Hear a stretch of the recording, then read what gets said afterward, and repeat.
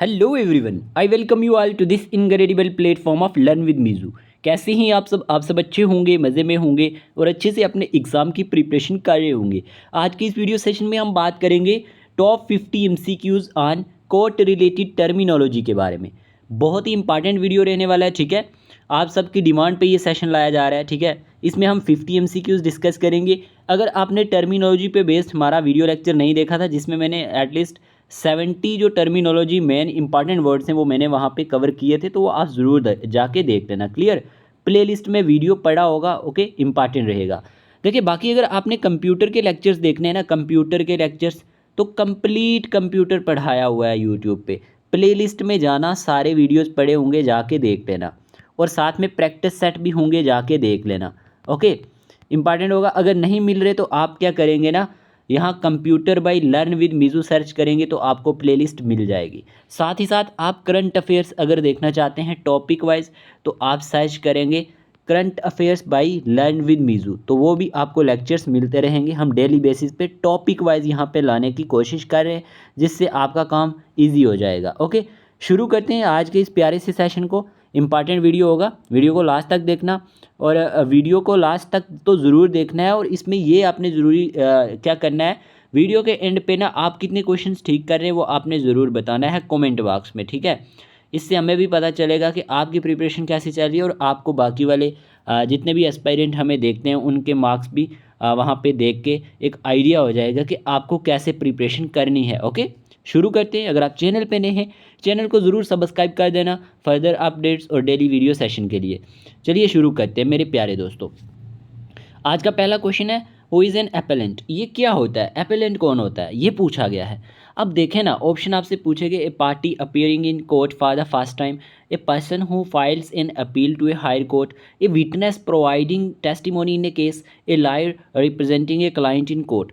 देखें, इस क्वेश्चन का आंसर आपने बताना है। इस क्वेश्चन का आंसर क्या होगा, आपने वीडियो को पॉज करना है और फिर आंसर देने की कोशिश करना है। इस क्वेश्चन का आंसर है मेरे प्यारे दोस्तों, a person who files an appeal to higher court, ठीक है। देखिए, अगर हम सिंपल वर्ड्स में बात करें ना, एपेलेंट क्या होता है, एक पर्सन या पार्टी होती है। एक पर्सन या फिर अगर हम पार्टी की बात करें, who files an appeal challenging the decision of a lower court, ठीक है। और ये क्या कहते हैं, they are seeking a higher court review of the judgment और रूलिंग। तो आप इस तरह से याद रख लेना कि हमारे पास अगर हम कोर्ट के केसेस बात करते हैं, कोर्ट के केस के अकॉर्डिंग अगर हम बात करें, कोर्ट के रिलेटेड बात करें, तो यहाँ पे एपेलेंट से मुराद ये है कि वो शख्स या पार्टी जो किसी निचली अदालत के फैसले के खिलाफ अपील दायर करती है। तो आपको होप समझ आ चुका होगा एपेलेंट क्या होता है, ओके। तो यहाँ पे ऑप्शन नंबर 20 का करेक्ट आंसर है, a person who files an appeal to a high court, okay. चलिए क्वेश्चन नंबर सेकंड की बात करते हैं। क्वेश्चन नंबर सेकंड आपसे पूछा गया है, what is the term for the action of an executive officer substituting a punishment with a less severe one as authorised under the constitution by the president and governor. देखें, अब यहाँ पे ना आपको ये बताना है कि ये एक ऐसी टर्म है, term for the action of an executive officer, ठीक है, सब्सटीट्यूटिंग ए पनिशमेंट, ओके। ये आपने याद रखना है, अंडर किसी constitution by the president and governor के थ्रू। अच्छा, पार्डन कहते हैं इसको, पैरोल कहते हैं, कम्यूटेशन कहते हैं, या फिर रिप्रीव कहते हैं। इस क्वेश्चन का आंसर है हमारे पास कम्यूटेशन, ओके। क्या कहते हैं हम इसे, कम्यूटेशन कहते हैं। अब कम्यूटेशन का मीन क्या हो गया, आपको ये भी याद रखना है कि हमारे पास कम्यूटेशन क्या होता है, refers to the reduction of a, reduction क्या कह रहा हूँ मैं, reduction of a legal penalty और सेंटेंस, ठीक है। देखिए, एक्चुअल में अगर हम बात करते हैं ना इसके बारे में, ये जो हमारे पास टर्म यूज़ की जाती है कम्यूटेशन, ये यूजली इसका मीन है कि हमारे पास क्या होता है, जैसे किसी को अगर हम बात कर लेते हैं, डेथ सेंटेंस दी जाती है या फिर लाइफ इम्प्रिजनमेंट दी जाती है, तो उसको बाद में ना कम कर दिया जाए अगर, ठीक है, उसको रिड्यूस किया जाए। सच एज इम्प्रिजनमेंट जो होगी एक शार्टर पीरियड के लिए हो जाएगी उसके लिए, तो उसमें जो सज़ा में चेंजिंग आ जाना, उसकी सज़ा में तब्दीली आ जाना, जो चेंज आ जाने को ही हम कम्यूटेशन कहते हैं, ठीक है। रिड्यूस करके कम कर देना उसकी इम्प्रिजनमेंट को शार्टर पीरियड ऑफ टाइम के लिए, तो उसी को हम कम्यूटेशन कहेंगे, ठीक है। तो क्वेश्चन नंबर सेकंड का ऑप्शन नंबर सी जो है करेक्ट आंसर है। ऑप्शन नंबर सी इसका करेक्ट आंसर है, याद रखना, इंपॉर्टेंट रहेगा। चलिए क्वेश्चन नंबर थर्ड की बात करते हैं, what does ex parte refers to in legal term, कि ये एक्स पार्टी क्या होगा। एक्स पार्टी की बात हो रही है आपको, हमारे पास लीगल टर्म्स में ये किसका मीन, इसका मीन क्या है, sorry. A trial conducted with both parties present, a hearing conducted in the absence of one party, a legal document filed by both parties, a public hearing open to all parties। इस question का answer है hearing conducted in the absence of one party। देखिए, a hearing conducted in the absence of one party, option number B इस question का correct answer है। Ex party का हमारे पास मीन क्या है, a hearing conducted in the absence of one party. कहने का मतलब ये हुआ कि एक तरफा कार्रवाई जब की जाती है तो उसी को हम एक्स पार्टी कहते हैं, ठीक है। लीगल कंटेक्स्ट में हम इस तरह से भी कह सकते हैं, refers to a proceeding or decision made by the court, made by the court in the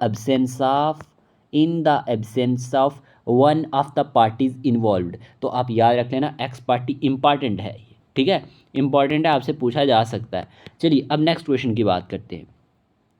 question number 4 आपसे पूछा गया है, व्हाट इज़ फॉर्जरी। ये हमारे पास फॉर्जरी क्या होता है, ठीक है।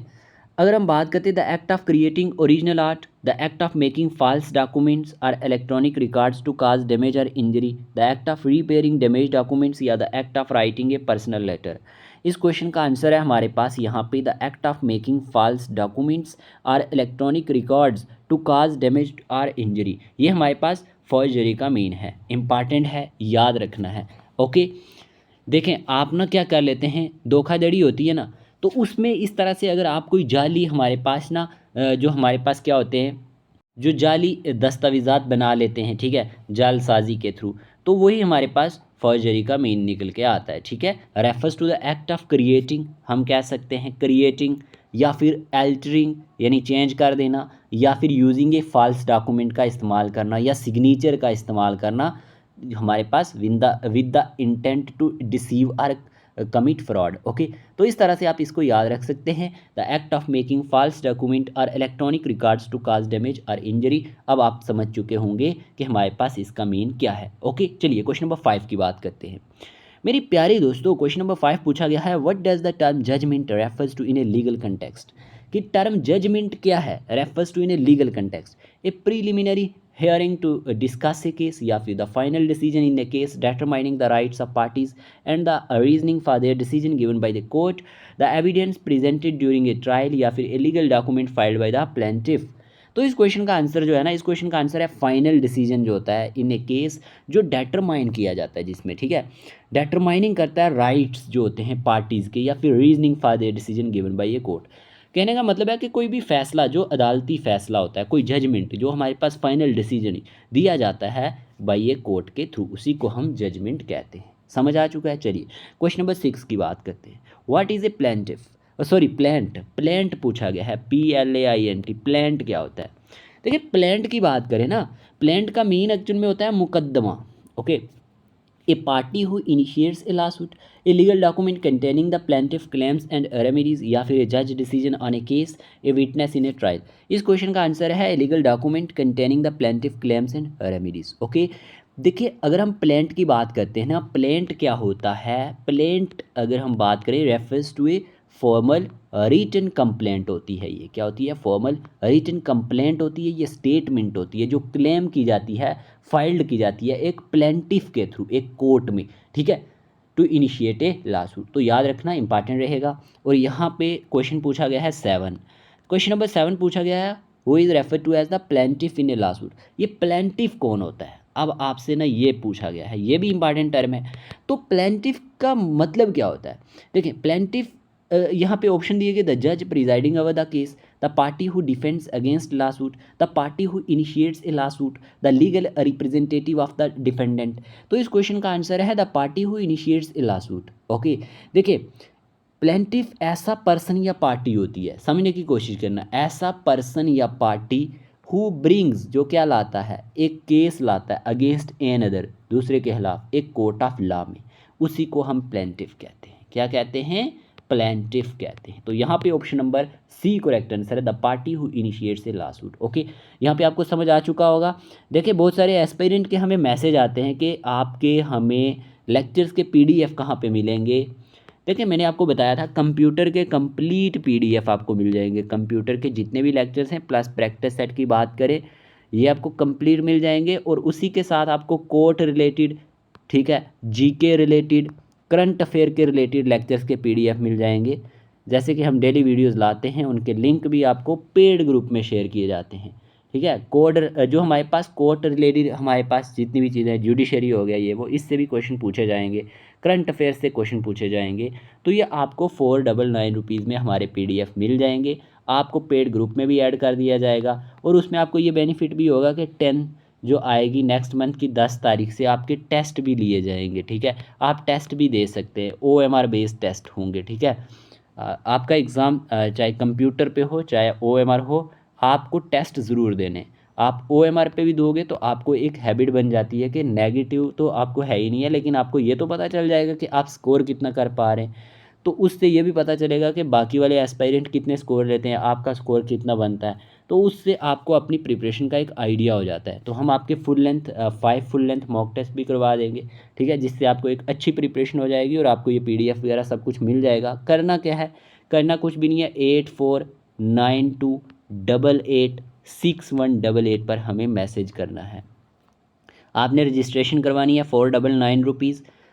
और अगर आपको हमारे कंप्यूटर, इंग्लिश या फिर बाकी PDF नहीं चाहिए, ओनली मॉक टेस्ट देने हैं अगर आपने, तो आप रजिस्ट्रेशन करवा सकते हैं। मॉक टेस्ट की फ़ीस सिर्फ 100 रुपीज़ है, ओनली 100 रुपीज़। तो अगर आप मॉक टेस्ट भी लेना चाहते हैं और PDF, तो फिर आपको 499 रुपीज़ में ये सब कुछ मिल जाएगा। क्लियर, चलिए ठीक है। अब हम बात कर लेते हैं नेक्स्ट क्वेश्चन की। क्वेश्चन हमारे पास है 7। और हाँ, आप टेलीग्राम और हमारा जो अपडेट के लिए जिसमें हम लिंक लेक्चर्स के डालते रहते हैं या कुछ इंपॉर्टेंट इन्फॉर्मेशन, तो व्हाट्सएप चैनल का लिंक आप ज्वाइन कर लेना, डिस्क्रिप्शन बॉक्स में होगा, और टेलीग्राम का ज्वाइन कर लेना, दोनों इंपॉर्टेंट रहेंगे आपके लिए। ओके, क्वेश्चन नंबर 7 पूछा गया है, who is refer to as the plaintiff in a lawsuit. तो ये मैंने अभी आपको बता दिया। और क्वेश्चन नंबर 8 है, what is A summons in legal term. ये हमारे पास समन्स क्या होता है, लीगल टर्म में आप समन्स किसको कहते हैं। ऑप्शन है, request for evidence in a court case, या a document issued by a court ordering a specific person to appear at a specific time for a specific purpose, a written statement submitted by a witness, या a judgement made by a जज। इस question का answer है a document issued by a court. एक ऐसा document जो issue कौन करती है, कोर्ट करती है। ओके, और यहाँ पे आपको ये भी पता होना चाहिए, ordering a specific person to appear at a specific time for a specific purpose. तो ये आप याद रखना, जो समन्स होता है, समन्स एक डॉक्यूमेंट होता है जो इशू कौन करता है, इशू कोर्ट करती है, टू नोटिफाई करने के लिए एक पर्सन को कि जो हमारे पास they are required to appear before the court. Notice जो दिया जाता है उसी को हमारे पास समन्स कहते हैं। ठीक है, कि एक पर्सन जो है कि उसको रिक्वायर्ड क्या करना है, अपीयर करना है बिफोर द कोर्ट। ओके, तो ये डॉक्यूमेंट होता है जो इशूड किया जाता है कोर्ट के through, ordering a specific person to appear at a specific time for a specific purpose. कहाँ पे, कोर्ट में। तो आप याद रख लेना, इंपॉर्टेंट रहेगा। ओके, क्वेश्चन नंबर 9 है, what is A hung jury. ये हंग ज्यूरी क्या होता है, देखिए हंग ज्यूरी की मतलब पता क्या होता है। ऑप्शन आपके सामने है, jury that has reached A unanimous verdict, a jury that cannot agree on a verdict, a jury that is dismissed by the judge, या a jury that only hears civil cases। इस question का answer है jury that cannot agree on a verdict। कोई ऐसी jury जो क्या नहीं करती, एग्री नहीं करती एक वर्डिक्ट पे। देखें, एक तो हमारे पास होता है जो मुहालिफ होते हैं, जैसे अपोजिट वाली ज्यूरी जो होती है, मुहालिफ जो हमारे पास राय रखने वाली। तो या फिर हम कह सकते हैं कि जो फैसला ना कर सकने वाली ज्यूरी जो होती है। ठीक है ना, कहने का मतलब है कि एक हंग ज्यूरी जो है refers to a jury that can not reach a unanimous decision और वर्डिक्ट। ठीक है, resulting in no verdict being delivered, जिसमें कि जो रिजल्ट होता है वो हमारे पास अच्छे से डिलीवर्ड नहीं हो पाता, उसी को हम हंग ज्यूरी कहते हैं। जिसके थ्रू रिजल्ट सही से नहीं हो सकता, उसका फैसला जो है सही से निकल कर नहीं आ सकता, उसी को हम क्या कहते हैं, हंग ज्यूरी कहते हैं। इतना समझ आ चुका है। चलिए क्वेश्चन नंबर 10 की बात करते हैं। क्वेश्चन नंबर 10 है, what is the purpose of, यहाँ पे पूछा गया है वॉयजेयर इन द लीगल प्रोसेस, कि जो हमारे पास वॉयजेयर है इसमें हमारे पास लीगल प्रोसेस में इसका पर्पज़ क्या है। अगर हम बात करते हैं वॉयजेयर की, ऑप्शन है, टू डिटरमाइन द गिल्ट और innocence of a defendant, to examine the qualification of prospective jurors, to present evidence to the court, to finalise sentencing decisions. तो इस क्वेश्चन का आंसर है एग्जामाइन करना। ठीक है, यहाँ पे ना जो ज्यूरी की जांच पड़ताल की जाती है, जो सवाल जवाब किए जाते हैं इनसे। ठीक है, तो यही बात होती है कि टू एग्जामाइन करना क्वालिफिकेशन किसकी, एक प्रोस्पेक्टिव ज्यूरर्स की, उसी को हम क्या कहते हैं, वॉयजेयर कहते हैं लीगल प्रोसेस में। इंपॉर्टेंट है, याद रखना, to examine the qualification of prospective jurors. Okay, question number 11 की बात करते हैं। व्हाट इज़ एन, यहाँ पे पूछा गया है इंडाइटमेंट है ये, ठीक है, इसको प्रोनाउंस हम इस तरह से करते हैं, what is N indictment. Okay, तो यहाँ पे पूछा गया है, ऑप्शन है आपके सामने, legal document that formally accuses someone of a crime, या a type of evidence used in court, a defence strategy in a criminal cases, a sentencing guidelines. तो इस क्वेश्चन का आंसर क्या होगा? तो जब हम इंडाइटमेंट की बात करते हैं ना, तो यहाँ पे इस क्वेश्चन का आंसर क्या है? ऑप्शन आपके सामने थे, ए legal document that formally accuses someone of a crime. Okay, याद रखना, इंपॉर्टेंट होगा। यहाँ पे ना क्या होता है, इंडाइटमेंट एक फॉर्मल चार्ज होता है, ठीक है, क्या होता है? Formal charge. अगर हम बात करते हैं ये जो फॉर्मल चार्ज होता है, ये किस लिए होता है? एक सीरियस क्राइम के लिए जो इशूड किया जाता है एक ग्रैंड ज्यूरी के थ्रू, ठीक है। तो वही कहता है कि एक legal document that formally accuses someone of a crime, तो उसी को हम इंडाइटमेंट कहते हैं। याद रख लेना, ऑप्शन नंबर ए इस क्वेश्चन का करेक्ट आंसर है, ऑप्शन नंबर ए। आपने भी कोशिश करनी है, वीडियो के एंड पे आपने ज़रूर बताना है कि आपने कितने क्वेश्चंस ठीक किए। क्वेश्चन नंबर 12 पूछा गया, who is regarded as the ministerial head of the process serving establishment under the control of the senior subordinate जज। कि यहाँ पे किसको रिगार्ड किया जाता है? मिनिस्ट्रियल हेड किसका? Of the process serving establishment under the control of senior subordinate जज।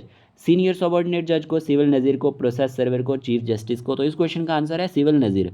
सिविल नज़ीर जो होता है ये हमारे पास रिगार्डेड किया जाता है ministerial head of the process serving establishment under the control of senior subordinate जज। तो याद रख लेना, सिविल नज़ीर के बारे में मैंने लास्ट वीडियो में भी आपको बताया था, इंपॉर्टेंट है। क्वेश्चन नंबर 13 पूछा गया है। इस वीडियो में जितने भी क्वेश्चन रहने वाले हैं सारे इंपॉर्टेंट रहने वाले हैं आपके एग्जाम पॉइंट ऑफ व्यू से। What is the primary responsibility of a court record keeper?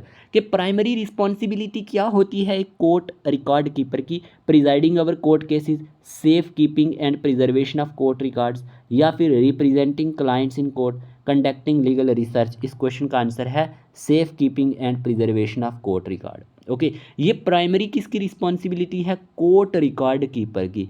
क्या करना? सेफ कीपिंग करना एंड प्रिजर्वेशन करना। किसकी? कोर्ट के रिकॉर्ड्स की। जितने भी कोर्ट के अंदर रिकॉर्ड्स होंगे उनकी सेफ कीपिंग, उनकी प्रिजर्वेशन किसके हाथों में है? कोर्ट रिकॉर्ड कीपर के हाथों में है। क्वेश्चन नंबर 13 का option number B correct answer है। चलिए question number 14, what is the primary role of a copyist in court? तो यहाँ पे ऑप्शन है to provide legal advice to attorneys, to type all depositions in civil and criminal matters as directed by the जज, to represent clients in legal proceedings, to manage court schedules. तो इस question का answer है to type all depositions in civil and criminal matters as directed by the जज। ये हमारे पास primary role होता है कॉपीएस्ट का कोर्ट के अंदर। ऑप्शन नंबर बी इस क्वेश्चन का करेक्ट आंसर है। ओके, क्वेश्चन नंबर 15 है, what is the primary role of ahlmad in court setting? मैंने ऑलरेडी आपको इसके बारे में 2 बार पढ़ा चुका हूँ अहलमद के बारे में। तो इस क्वेश्चन का आंसर क्या रहेगा? जज, record keeper of court record such as files and applications, legal adviser, prosecutor. इस क्वेश्चन का आंसर है हमारे पास record keeper of court record such as files and applications. ये हमारे पास प्राइमरी रोल है अहलमद का कोर्ट सेटिंग में। याद रख लेना, ऑप्शन नंबर बी इस क्वेश्चन का करेक्ट आंसर है। क्वेश्चन नंबर 16 क्या पूछा गया है? What does roster refer to in court context? आपसे ना पूछा गया है कि जो रोस्टर है, रोस्टर क्या होता है? अब ये आपको कोर्ट के कंटेक्स्ट में पूछा गया है। A method for recording witness testimonies, या a systematic planner that allocates task to achieve efficiency, a list of court cases pending trial, या a schedule of court holidays. इस क्वेश्चन का आंसर है a systematic planner that allocates task to achieve efficiency. तो ये आपने याद रखना, important होगा, ठीक है।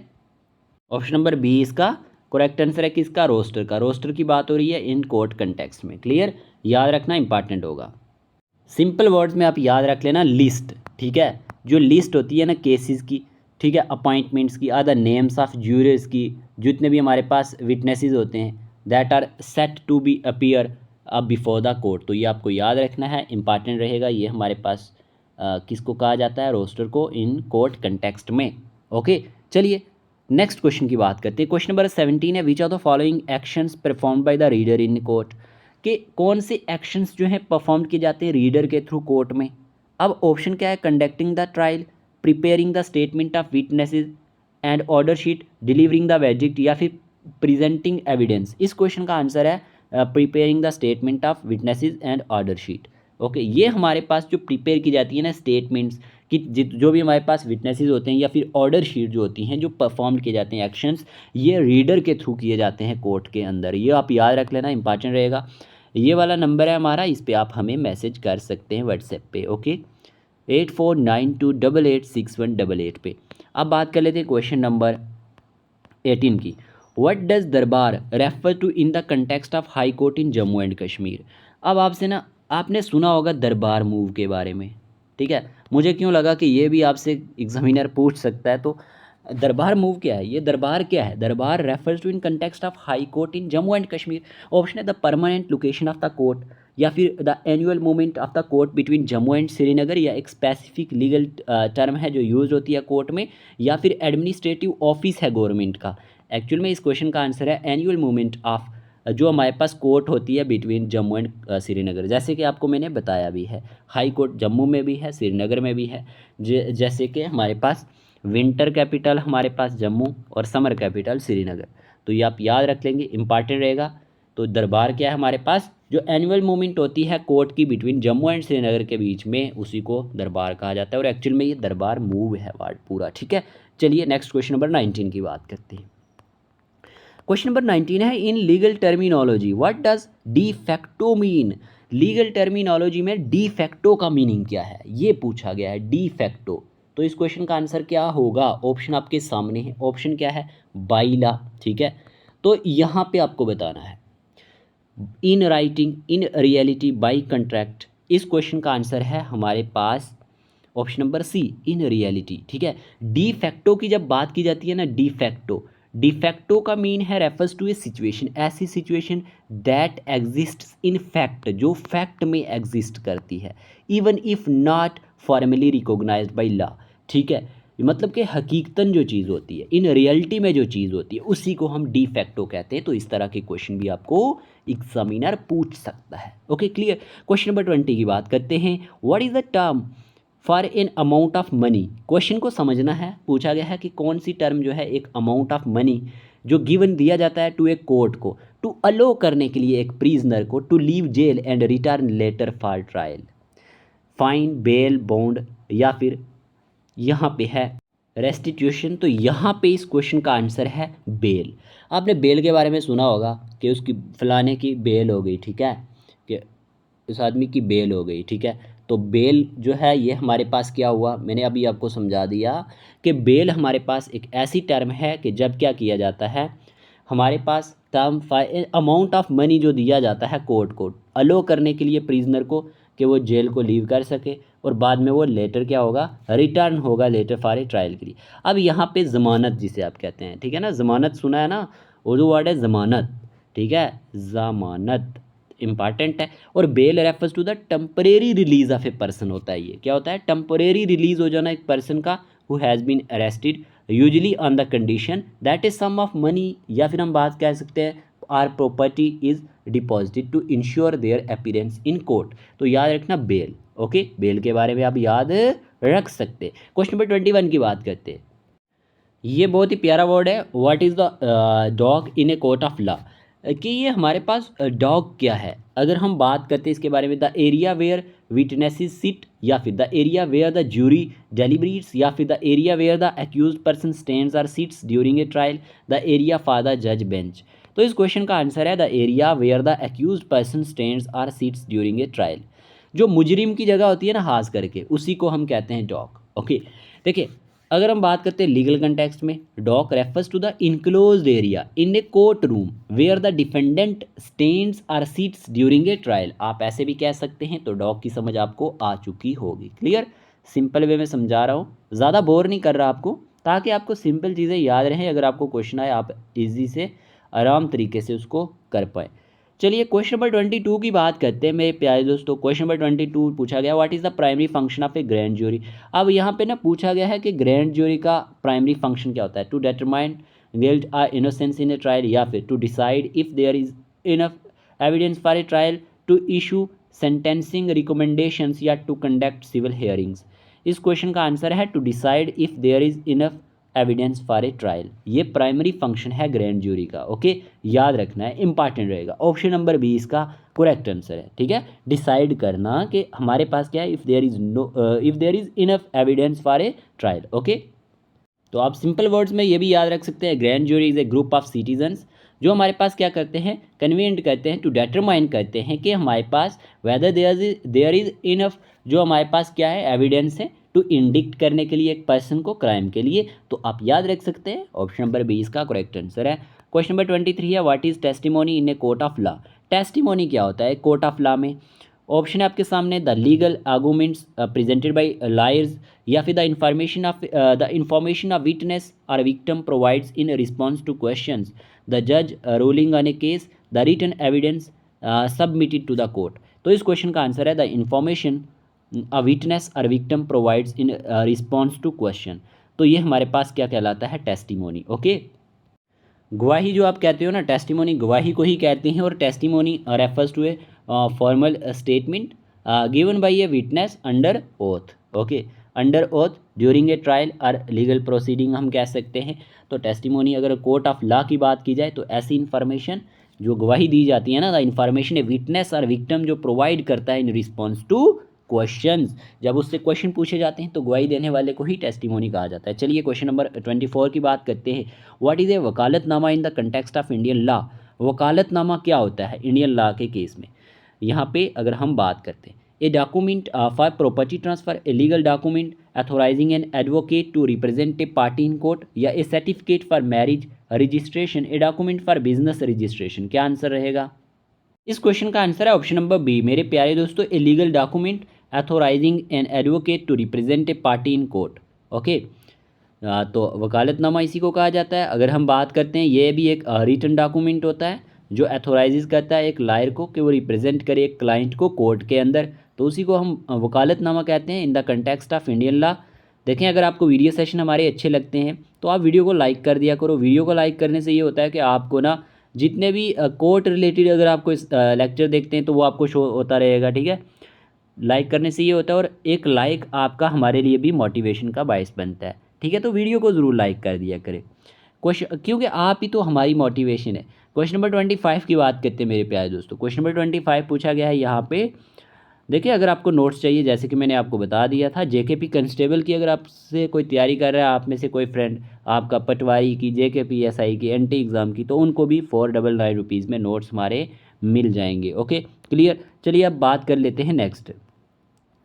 क्वेश्चन नंबर है 25। Question number 25। क्वेश्चन नंबर 25 क्या पूछा गया आपसे? What is A writ petition. ठीक है, अगर हम रिट पिटिशन की बात करें तो यहाँ पे पूछा गया है ऑप्शन में, a formal request to a court for a review of a decision, an application by a petitioner seeking a writ for redress of grievances, a document file to initiate a criminal case, या a plea for financial compensation in a civil case. तो इस question का answer जो है ना, इस question का answer है option number B, an application by a petitioner seeking a writ for redress of grievances. Okay, याद रखना है, इंपॉर्टेंट रहेगा। देखें, अगर हम बात करते हैं ना रिट पिटिशन की, ये एक फॉर्मल रिक्वेस्ट होती है जो बनाई जाती है court to a court for the किसके लिए, इशुएंस ऑफ ए रिट के लिए, कि एक रिट इशू की जाए। और जो हमारे पास क्या होगा, विच इज़ एन ऑर्डर, जो एक ऑर्डर होता है किसके लिए, एक लोअर कोर्ट के लिए या गवर्नमेंट ऑफिशियल के लिए, कि वो कोई एक स्पेसिफिक जो एक्ट है उसको परफॉर्म करे। ठीक है, तो हम इस तरह से भी कहते हैं, जैसे कि अगर हम हिंदी या उर्दू की बात करें तो हुक्मनामा की जो दरख्वास्त होती है उसी को हम रिट पिटिशन कहते हैं। ठीक है, ऑप्शन नंबर बी इस क्वेश्चन का करेक्ट आंसर है। ओके, चलिए क्वेश्चन नंबर 26 की बात करते हैं। यहाँ पे पूछा गया है, क्वेश्चन नंबर 26 क्या पूछा गया आपसे? क्वेश्चन पूछा गया है, what does attestation refer to in a legal context. Option है, the process of drafting a document, the act of verifying and confirming the accuracy of a document और statement, the signing of a contract, या फिर the appeal of a court decision. तो इस question का answer है हमारे पास the act of verifying and confirming the accuracy of a document और स्टेटमेंट। ठीक है, तो हम कह सकते हैं कि जो हमारे पास अटेस्टेशन है refers to the act of witnessing a document, signing and confirming its authenticity. ठीक है, यानी आप नहीं कहते तस्दीक करना, गवाही जैसे गवाही देना, ये वो, इस तरह के जो वर्ड्स होते हैं ये अटेस्टेशन में ही आता है, ठीक है।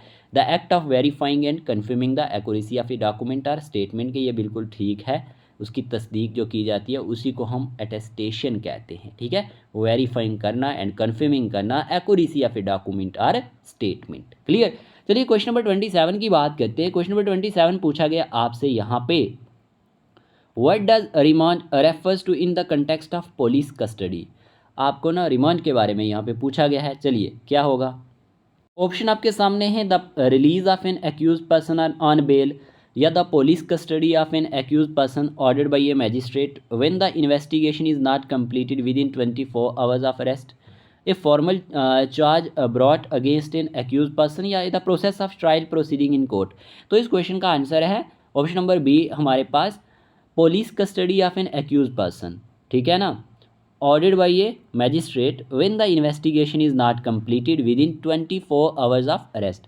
तो यहाँ पे आप याद ये भी रख सकते हैं, जैसे कि हमने कैसे थे हमारे पास हिरासत में लेना किसी को, उसी को हम रिमांड कहते हैं, और refers to the act of sending a person back into custody, okay, typically to await trial और फर्दर प्रोसीडिंग्स। तो आप याद रख लेना हमारे पास कि जो हमारे पास हिरासत में लेना किसी को, ठीक है, उसी को हम क्या कहते हैं, रिमांड कहते हैं, ठीक है। ऑप्शन नंबर 20 का करेक्ट आंसर है, police custody of an accused person ordered by a magistrate when the investigation is not completed within 24 hours of arrest. Question number 28 की बात करते हैं। क्वेश्चन नंबर 28 पूछा गया है, what is a search warrant. आपसे पूछा गया है कि सर्च वारंट क्या होता है। A legal document that allows individuals to search their own property. Option B है, an order to arrest a suspect without a search, a court order authorising law enforcement to search for and confiscate, या फिर none of this. तो इस question का answer क्या होगा, तो इस क्वेश्चन का आंसर है ऑप्शन नंबर जो सी है, ठीक है ना। यहाँ पे ए कोर्ट ऑर्डर जो authorising law enforcement to search for and confiscate evidence of a crime, ठीक है ना। जैसे कि हम नहीं कहते कि हमारे पास क्या होता है, किसी की तलाशी का जो वारंट होता है या हुक्म होता है, जैसे कि हम कह सकते हैं कि ये एक ऐसा डॉक्यूमेंट है जो इशू किया जाता है एक जज के थ्रू, या फिर जो हमारे पास मैजिस्ट्रेट अथोराइजिंग लॉ इन्फोर्समेंट होती है सर्च करने के लिए एक स्पेसिफाइड प्लेस को या एविडेंस को जो किसी ने क्राइम किया होता है। तो हम यहाँ पे याद रख लेना, इंपॉर्टेंट होगा। उसके अलावा क्या निकाला जाता है, सर्च वारंट, तो आप याद रख सकते हैं, इंपॉर्टेंट रहेगा। अब बात कर लेते हैं क्वेश्चन नंबर 29 की। तो क्वेश्चन पूछा गया है, what does A case number consist of in a court system. कि जो केस नंबर होता है ये किसको कंसिस्ट करता है कोर्ट सिस्टम में, केस टाइप को, केस नंबर को, या फिर ईयर इनिशिएटेड इंस्टीट्यूटेड। फिर आपसे पूछा गया है case type, plaintiff name, case year, defendant name, case type, case number, case year, जज नेम, केस टाइप। इस क्वेश्चन का आंसर है केस टाइप, केस नंबर और ईयर इंस्टीट्यूटेड। ये हमारे पास जो है ना, ये हमारे पास एक केस नंबर जो होता है वो कंसिस्ट करता है एक कोर्ट सिस्टम के अंदर। इस तरह से भी क्वेश्चन आपको बन सकता है, तो आप याद रखते हैं ना, केस टाइप, केस नंबर और जो ईयर इंस्टीट्यूटेड होता है ये एक केस नंबर कंसिस्ट करता है कोर्ट सिस्टम के अंदर, ओके। अब बात करते हैं क्वेश्चन नंबर 30 की। क्वेश्चन नंबर 30 पूछा गया है आपसे, what is an FIR, first information report. कि ये FIR क्या होता है, FIR। Option A, illegal document filed by a suspect in a criminal case, a written document prepared by the police upon receiving information about a crime, a report submitted to the court after a trial, या फिर आपसे पूछा गया है summary of evidence collected during an investigation। तो इस question का answer है a written document prepared by the police upon receiving information about a crime। उसी को तो हम FIR कहते हैं, फर्स्ट इंफॉर्मेशन रिपोर्ट कहते हैं। आपसे तो फुल एब्रीविएशन भी पूछी जा सकती है, FIR फर्स्ट इंफॉर्मेशन रिपोर्ट। तो हमारे पास 30 MCQs हो चुके हैं, आपने होप सभी ठीक किए होंगे। चलिए अब बढ़ते हैं क्वेश्चन नंबर 31 की तरफ। क्वेश्चन नंबर 31 आपसे पूछा गया है, what does the term issues refer to in legal context, the public officials who preside over court cases, the process of submitting evidence in court, the final decision made by a जज, the specific questions of fact और law that are in dispute. तो इस question का answer है the specific questions of fact और law that are in dispute. ये हमारे pass issue कहलाता है जो हमारे पास इन लीगल कंटेक्स्ट में, ये आप याद रख लेना, इंपॉर्टेंट रहेगा। ऑप्शन नंबर डी इस क्वेश्चन का करेक्ट आंसर है, ऑप्शन नंबर डी, ठीक है। The specific questions of fact और law that are in dispute. Okay, चलिए क्वेश्चन नंबर 32 की बात करते हैं। व्हाट इज़ ए जज? जज क्या है? जज कौन होता है बताएं ज़रा। Option A lawyer representing a party in a case, a public official authorised to hear and decide cases in a court of law, a juror who evaluates evidence presented in court, या फिर a witness providing testimony. इस question का answer है public official, जो authorise करता है, to here जो सुनता है, और डिसाइड करता है हेयर करने के बाद केसेस को कोर्ट ऑफ लॉ में, उसी को हम क्या कहते हैं? जज। ओके, ऑप्शन नंबर बी इसका करेक्ट आंसर है, आपने सही आंसर दिया होगा। चलिए अब बात करते हैं क्वेश्चन नंबर 33 की। व्हाट आर लोक अदालत प्राइमरली डिज़ाइन टू डू? ये लोक अदालत जो होती हैं ये प्राइमरली किस लिए डिज़ाइन की जाती हैं? कंडक्ट करने के लिए क्रिमिनल ट्रायल्स को, रिप्लेस करने के लिए ट्रेडिशनल कोर्ट्स को, या सेटल करने के लिए डिस्प्यूट्स आउटसाइड ऑफ कोर्ट, या फिर इन्फोर्स लॉज। बहुत इंपॉर्टेंट है, लोक अदालत के बारे में क्वेश्चन आता है, तो यहाँ पे इस क्वेश्चन का आंसर है settle disputes outside of court. Okay, लोक अदालत जो होती है ना ये प्राइमरली डिज़ाइन की जाती हैं जितने भी डिस्प्यूट्स होते हैं उनको सॉल्व करने के लिए, ठीक है, रिजॉल्व करने के लिए, settle disputes outside of a court, उसी को हम लोक अदालत कहते हैं। ठीक है, लोक अदालत इंपॉर्टेंट होगा। लोक अदालत को आप ना पीपल्स कोर्ट भी कहते हैं, जो प्रोवाइड्स करती है एक platform for the resolution of जितने भी रिजोल्यूशन ऑफ डिस्प्यूट्स होते हैं थ्रू कंसिलिएशन एंड जो हमारे पास कंप्रोमाइज़ किया जाता है लोगों के बीच में, ठीक है, outside of the formal court system. तो ये आप याद रख सकते हैं, इंपॉर्टेंट रहेगा। और यहाँ पे क्वेश्चन नंबर पूछा गया है 34, what alternative name is commonly use for लोक अदालत? कि अल्टरनेटिव नेम इसके लिए कौन सा यूज़ किया जाता है? लीगल फॉर्म्स, या फिर community courts, people's courts, mediation court centres. तो इस क्वेश्चन का आंसर है हमारे पास पीपल्स कोर्ट। ओके, याद रखना हमारे पास पीपल्स कोर्ट जो है ये हमारे पास अल्टरनेटिव नेम है जो कॉमनली यूज़ किया जाता है लोक अदालत के लिए। अब क्वेश्चन नंबर 35 पूछा गया 35, what is A tort? Okay, ये क्या है? एक क्रिमिनल ऑफेंस है, या फिर एक गवर्नमेंट रेगुलेशन है, या टाइप ऑफ कंट्रैक्ट है, या civil wrong causing injury to another person? अगर हम बात करते हैं इसके बारे में तो ये क्या है? चलिए ऑप्शन आपके सामने थे, आंसर चूज़ करें इसका। तो टॉर्ट क्या है? अगर हम बात करते हैं इस क्वेश्चन का आंसर है option number D. Okay, a civil wrong causing injury to another person. Okay, option number D इस क्वेश्चन का करेक्ट आंसर है, a civil wrong causing injury to another person. देखिए कसूर नहीं होता, उर्दू में आप इसको कसूर कह सकते हैं या हिंदी में, तो कहने के बाद है कि a tort refers to a civil wrong और injury for which a legal remedy is available.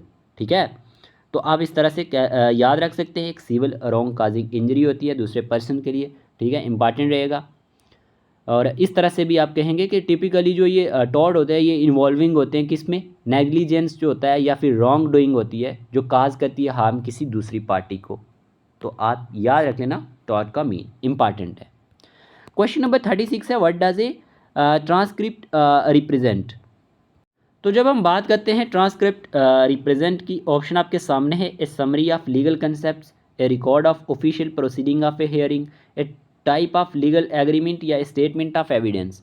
तो इस क्वेश्चन का आंसर है record of official proceeding of a hearing.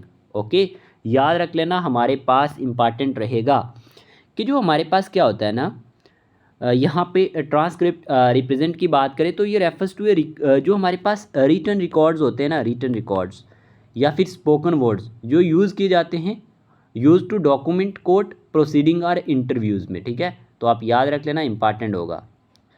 Actual में इसका मीन हिंदी उर्दू में नकल होता है, नकल। ओके, तो यहाँ पे एक रिकॉर्ड होता है official proceeding of a hearing का। आप नहीं कहते किसी आपने सुना होगा, आप किसी तहसील में अपनी में जाते हैं पटवारी के पास, तो वो आपसे कहेगा अपनी ज़मीन की है जो आपकी लैंड है उसकी नकल ले आओ। ठीक है ना, तो वही कहने, याद रख लेना, इंपॉर्टेंट रहेगा। क्वेश्चन नंबर 37 आपसे पूछा गया है, व्हाट इज़ ए सैशोरी? अगर हम बात करते हैं इस क्वेश्चन के बारे में, a type of appeal to the supreme court, a writ issued by the supreme court और high court to quash an order from an inferior court, a legal term for a court final decision, या a document file to initiate a lawsuit. देखिए अगर हम बात करते हैं ना इस क्वेश्चन के बारे में, सैशोरी के बारे में बात अगर हम करते हैं तो इस क्वेश्चन का आंसर है, एक ऐसा रिट होता है जो इशूड किया जाता है सुप्रीम कोर्ट के थ्रू या हाई कोर्ट के थ्रू, टू क्वैश करने के लिए एक आर्डर को फ्रॉम एन इन्फीरियर कोर्ट। कि जब हम नहीं कहते कि कोई बड़ी जो हमारे पास अदालत है, जैसे सुप्रीम कोर्ट है, उसका जो हुक्म होता है, ठीक है, उसी को कहा जाता है। अब किस लिए होता है, ये रेफर्स करता है to a type of writ जो इशू की जाती है हायर कोर्ट के थ्रू रिव्यू करने के लिए। जो डिसीजन किसने दिया होता है, लोअर कोर्ट ने दिया होता है। तो ऑप्शन नंबर बी इसका करेक्ट आंसर है। चलिए अब बात करते हैं क्वेश्चन नंबर 38 की। What is the purpose of A writ of prohibition, यहाँ पे आपसे ये पूछा गया है। तो जब हम बात करते हैं रिट ऑफ प्रोहिबिशन के बारे में, ऑप्शंस आपसे पूछे गए to command an inferior court to keep within its jurisdiction, to restrain a person from holding an office, to enforce a legal obligation या to grant a new trial. तो इस question का answer है ना, to command करना एक inferior court को, to keep within its jurisdiction. ठीक है, याद रखना, एक जो हमारे पास प्रोहिबिशन रिट है ये एक ऑर्डर होता है जो इशू कौन करती है, एक हायर कोर्ट ही करेगी। किसको करेगी, लोअर कोर्ट को करेगी या फिर किसी ट्राइब्यूनल को। कि किस लिए करेगी, to prevent it from exceeding its jurisdiction और एक्टिंग बियॉन्ड इट्स अथॉरिटी। कहने का मतलब है कि पाबंदी का हुक्म देती है कौन, कौन देता है, हायर कोर्ट देती है। ठीक है, तो आप याद रख लेना, इंपॉर्टेंट रहेगा, to command an inferior court to keep within its jurisdiction. ये ऑर्डर कौन इशू करता है, हायर कोर्ट, किसको, लोअर कोर्ट को या ट्राइब्यूनल को। अब याद रख लेना, इंपॉर्टेंट होगा। ओके, क्वेश्चन नंबर 39 आपसे पूछा गया है यहाँ पे, what does a writ of quo warranto aim to achieve, इसका मतलब क्या है। ऑप्शन आपके सामने है, to challenge the legality of a law, to prevent someone from holding a civil office they are not entitled to, या to initiate a criminal prosecution, to compel testimony in court. इस question का answer है हमारे पास to prevent करना someone from holding a civil office they are not entitled to. Okay, हमारे पास writ of quo warranto की अगर हम बात करते हैं, एम इसका क्या है, अचीव करना है, टू प्रिवेंट करना someone from holding a civil office. Okay, ये आप याद रखना है, ये भी एक टाइप ऑफ रिट है जो इशूड की जाती है चैलेंज करने के लिए, किसको, legality of a person right to hold a public office और एक्सरसाइज अथॉरिटी। ठीक है, ऐसी रिट जो इशू की जाए टू चैलेंज करने के लिए, किसको, लीगलिटी किसकी, एक पर्सन के राइट की, कि टू होल्ड करने के लिए एक पब्लिक ऑफिस या फिर एक्सरसाइज अथॉरिटी। तो मतलब ये आप याद रख सकते हैं, इसका यहाँ पे ऑप्शन नंबर बी है। ठीक है, क्वेश्चन नंबर 39 का ऑप्शन नंबर बी क्या है, to prevent someone from holding a civil office they are not entitled to. ठीक है, क्वेश्चन नंबर 40 पूछा गया है, what is a decree in a legal context. Option A, suggestion made by a जज, ए legally binding order to decision made by a जज, an informal agreement between parties, A type of court filing. इस question का answer जो रहने वाला है ना, इस क्वेश्चन का आंसर है हमारे पास ए लीगली बाइंडिंग ऑर्डर और डिसीजन मेड बाय ए जज। एक्चुअल में ना फैसले को ही कहते हैं, हुक्म को कहते हैं। और लीगल कंटेक्स्ट में जब हम बात करते हैं ना, तो decree refers to an official order होता है। ये भी क्या होता है, एक ऑफिशियल ऑर्डर जो इशू कौन करता है, एक कोर्ट करता है। दैट सेटल्स, जो सेटल्स करता है किसको, या फिर हम कह सकते हैं जो सेटल्स करता है एक डिस्प्यूट को, या फिर डिटरमाइन करता है जो राइट्स होते हैं पार्टीज़ के जो इसमें इन्वॉल्व होती है। तो याद रखना ना, ए लीगली बाइंडिंग ऑर्डर और डिसीजन मेड बाय ए जज। ओके, इंपॉर्टेंट रहेगा, जो कोर्ट का जज है वो भी इसको इशू कर सकता है, इंपॉर्टेंट है। ओके, चलिए क्वेश्चन नंबर 41 की बात करते हैं। क्वेश्चन नंबर 41 पूछा गया है, व्हाट इज़ द टर्म मुजरिम इन लीगल कंटेक्स्ट। ये मुजरिम जो टर्म है लीगल कंटेक्स्ट में, ये क्या है, a witness in a trial, a person certified by the court as a criminal after committing a crime, या फिर a victim of a crime, a legal adviser. तो इस क्वेश्चन का आंसर ईजी है, a person certified by the court as a criminal after committing a crime. Option number 20 का correct answer है। मुजरिम जो है इन ए लीगल कंटेक्स्ट क्या कहलाता है, एक ऐसा पर्सन जो सर्टिफाइड किया जाता है कोर्ट के थ्रू, एक criminal after committing a crime. Okay, फिर आपसे पूछा गया है, what does the term accuse refer to. अब ये क्या है, हमारे पास आपको एक्यूज के बारे में पूछा गया है। चलिए बताएं इस क्वेश्चन का आंसर क्या रहेगा। ऑप्शन आपके सामने हैं, ईजी है, और इस क्वेश्चन का आंसर आप सब ने चूज़ कर लिया होगा। इस क्वेश्चन का आंसर है हमारे पास यहाँ पे ऑप्शन क्या दिए गए थे हमारे पास, ए विटनेस इन ए ट्रायल। ठीक है, फिर आपसे ऑप्शन क्या पूछा गया था, a person who has been arrested for a formally charge with a crime, a victim of a crime, a जज प्रिजाइडिंग ओवर ए केस। तो इस क्वेश्चन का जो आंसर है ना, इस क्वेश्चन का आंसर है person who has been arrested for a formally charge with a crime. Okay, option number B इस क्वेश्चन का करेक्ट आंसर है।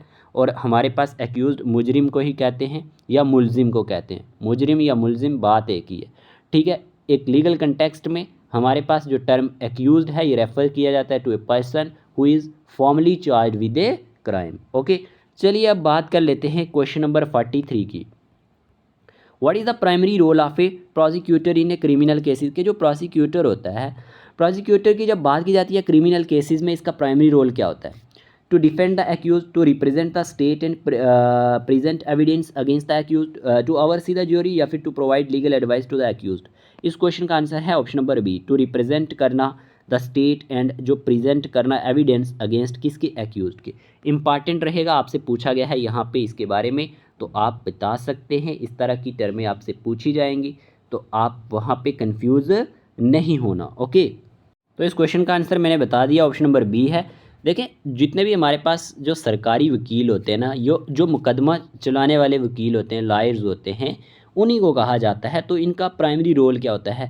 देखें, प्रोसिक्यूटर की जब बात की जाती है, एक लॉयर होता है जो रिप्रेजेंट करता है स्टेट और गवर्नमेंट को एक क्रिमिनल केस पे अगेंस्ट एन इंडिविजुअल या फिर entity accuse for breaking the law, accuse of breaking the law. और यहाँ पे आप याद रख सकते हैं जो मैंने आपको बता दिया, ऑप्शन नंबर बी, ठीक है, to represent the state and present evidence against the accused, ठीक है।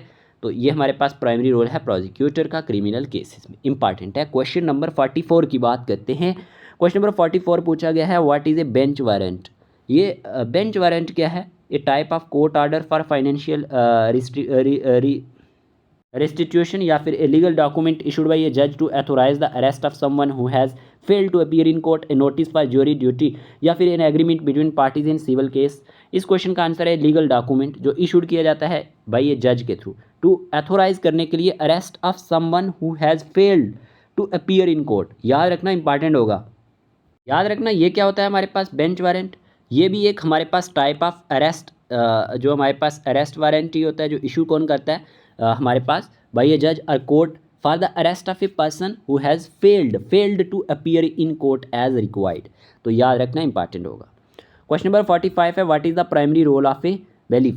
ओके, बात अगर हम करें बेलिफ के बारे में तो ऑप्शन है to represent clients in court, to ensure that court decisions are obeyed, या फिर टू प्रोवाइड लीगल एडवाइस, या फिर टू प्रोसिक्यूट क्रिमिनल केसेस। इस क्वेश्चन का आंसर है हमारे पास option number B, to ensure करना that court decisions are obeyed. Okay, देखिए अगर हम बात करते हैं बेलिफ के बारे में, ये एक ऑफिसर होता है कोर्ट का, जो हमारे पास क्या कहते हैं, बहुत ही इंपॉर्टेंट है, ये ऑफिसर होता है कोर्ट का जो रिस्पॉन्सिबल होता है मेंटेन रखने के लिए। किसको मेंटेन रखने के लिए? ऑर्डर को। कोर्ट रूम के अंदर जो ऑर्डर होते हैं उनको मेंटेन रखने के लिए, असिस्टिंग करने के लिए जज को, एंड कैरिंग आउट करने के लिए कोर्ट ऑर्डर्स को, उसी को हम कहते हैं, जैसे कि जो अदालती अमलदार होते हैं ना, उसी को कहा जाता है बेलिफ। ओके, याद रखना, bailiff is an officer of the court responsible for maintaining order in the court room, assisting the जज एंड कैरिंग आउट जो हमारे पास कोर्ट ऑर्डर्स। तो याद रख लेना, इसके बारे में इंपॉर्टेंट है।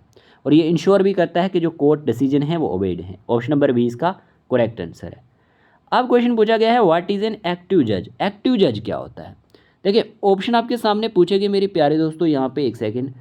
ऑप्शन ए है a part time judicial office holder who only hears cases on weekends, या फिर ए रिटायर्ड जज who occasionally advises on legal matters, a legal professional who conduct research but does not preside over cases, a full-time judicial office holder who is present and available throughout the day and actively involved in the judicial process। इस question का answer है, ये क्या होता है? Full time judicial office holder होता है जो क्या होता है, वो is present and available through out the day and actively involve होता है जुडिशियल प्रोसेस में, उसी को एक्टिव जज कहा जाता है। अब बात करते हैं question number 47, what does the burden of proof refer to?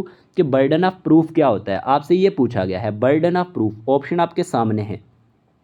Option A क्या दिया गया आपके सामने? ऑप्शन ए है हमारे सामने प्यारे दोस्तों, the responsibility to prove that you are incorrect, ठीक है,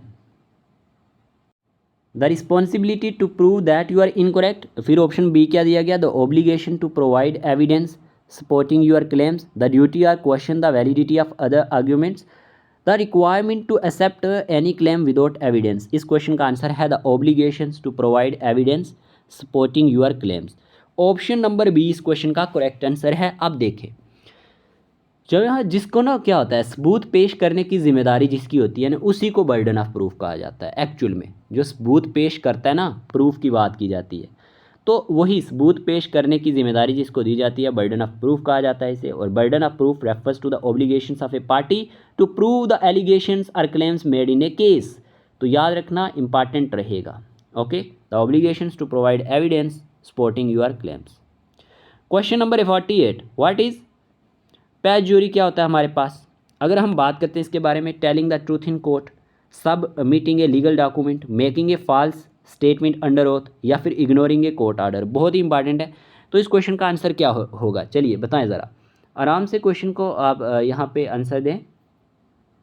इजी क्वेश्चन है, मैंने आई थिंक पहले भी आपको पढ़ाया था जब टर्मिनोलॉजी पढ़ाई थी। तो इस क्वेश्चन का आंसर है मेरे प्यारे दोस्तों यहाँ पे ना option number C, making a false statement under oath. Okay, झूठी गवाही देना, ठीक है, या कोई गवाही दे रहा है उसमें झूठ ही झूठ हो, उसी को हम पैजुई कहते हैं। और refers to the act of deliberately lying करना, झूठ बोलना, या making false statement under oath, ठीक है, ड्यूरिंग किसके दौरान, लीगल प्रोसीडिंग के दौरान। तो ऑप्शन नंबर सी जो है making a false statement under oath इसका करेक्ट आंसर है।